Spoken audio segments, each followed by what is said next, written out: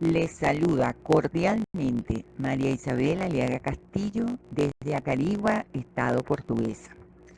Como actividad evaluativa de la Unidad Curricular Formación Emancipadora del PNFA Salud Colectiva, le presento a uno de los pedagogos críticos nuestro americano, José del Carmen Eliseo Mariátegui Lachira, mejor conocido como José Carlos Mariátegui, quien también utilizó como seudónimo el de Juan Cronicoeur, y los cursantes de la Universidad Popular González Prada también lo llamaban el Amauta, que en quechua significa maestro. En los próximos minutos compartiré con ustedes la vida y obra de un hombre que, sin ser un pedagogo o docente profesional, abordó lo educativo en su extensión y complejidad al ubicarlo en relación dialéctica con los procesos sociales y económicos. Mariátegui nació en Moquegua, en la zona costera sur del Perú, el 14 de junio de 1894. Era el segundo de 4 hijos del matrimonio entre Francisco Javier Mariátegui, limeño de familia terrateniente encumbrada, y de María Amalia Lachira, mujer mestiza campesina de Sayán, en la Sierra Norte de Lima. Mariátegui fallece en Lima el 16 de abril de 1930. La biografía de José Carlos Mariátegui forma parte de un periodo en la historia del Perú donde existe un puente histórico entre la sociedad colonial y la sociedad moderna, caracterizada en su coyuntura mundial por la expansión imperialista y la disputa entre burguesías de Inglaterra y Estados Unidos por el control de América Latina, y en la historia local por un incipiente capitalismo, debilidad de la burguesía y precariedad institucional del Estado. Aníbal Quijano, en su libro Cuestiones y Horizonte, escribe sobre José Carlos Mariátegui, Reencuentro y Debate. Nos habla sobre las principales etapas del desarrollo del pensamiento mariáteguiano, en donde nos encontramos las siguientes etapas: repliegue físico y aventura intelectual. Esta etapa, relacionada a la infancia y adolescencia de Mariátegui, se resalta la ausencia paterna y la pobreza material que rodeó su infancia.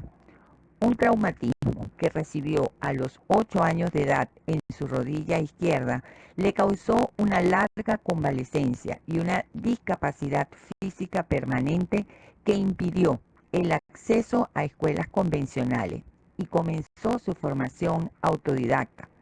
A los 14 años de edad trabaja en el diario La Prensa, y la imprenta es para José Carlos la escuela, donde sin maestro va formándose su personalidad y desenvolviéndose sus facultades mentales. Para Quijano, estos acontecimientos en la etapa de infancia y adolescencia, aunadas a inquietas e interrogantes lecturas, es sin duda fundamental para la comprensión de la obra adulta mariáteguiana. Del colonialismo a la crítica social y política. En esta etapa asume la redacción del periódico La Prensa y publica artículos con el seudónimo de Juan Cronicoeur.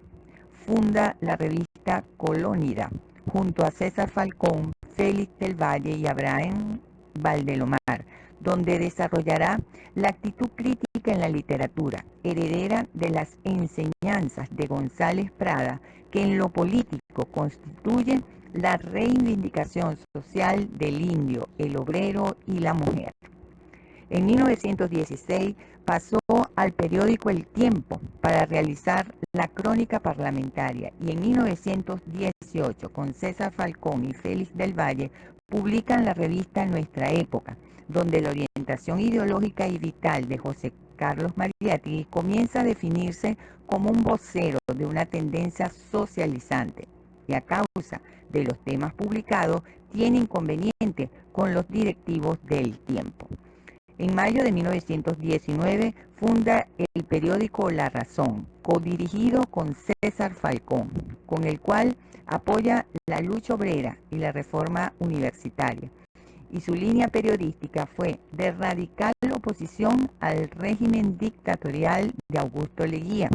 Por esta razón, Leguía ofreció a sus opositores acérrimos la opción de la cárcel o becas para viajar a Europa, optando por esta última y partiendo en octubre de 1919. La experiencia europea y el aprendizaje marxista.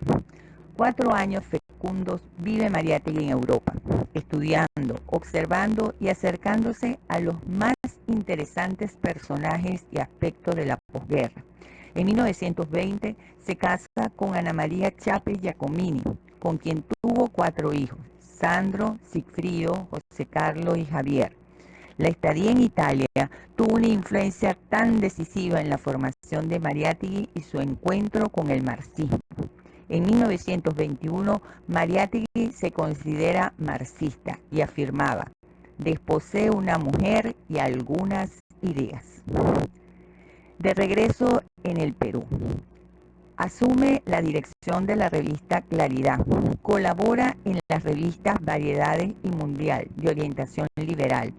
En mayo de 1924 le aparece tumoración en pierna derecha, que conlleva a su amputación y su discapacidad motora permanente en ambas piernas. Sin embargo, su inagotable coraje le permitirá sobreponerse a ello y mantener una activa producción periodística e intelectual en plena convalecencia y hacer aún más intensa su actividad posterior.